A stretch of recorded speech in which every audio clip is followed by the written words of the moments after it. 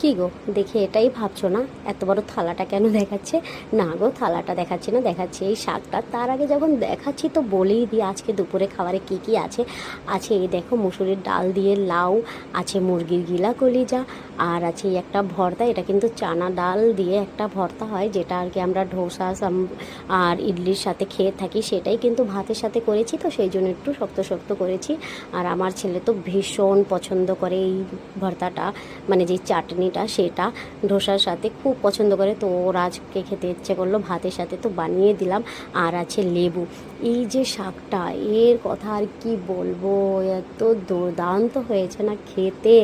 আর মানে সেই ছোটোবেলায় কবে খেয়েছি এই শাক, তারপরে বড় হওয়ার পরে তো আর কখনো দেখিনি বা খাইনি। আর দিল্লিতে আসার পরে থেকে তো মানে প্রশ্নই ওঠে না।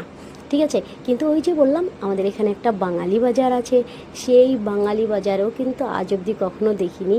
তবে সেই দিন মঙ্গলবার দিন আমি গেছিলাম বাঙালি বাজার, তো তখন কিন্তু এই শাকগুলো দেখেছি। আর বলো তো, কি চিনতে পারলে তো এই শাকগুলো? আমি নামটা তো ভুলে গেছি, অবশ্যই আমাকে নাম বলবে যারা যারা জানো। কিন্তু শাকটা দেখে আমি চিনি, যেটা খায়। এটা কিন্তু মাঠে হয় আর ধান ক্ষেতের ভিতরেও হয়। ছোটোবেলায় খুব খেয়েছি গ্রামের বাড়িতে গিয়ে।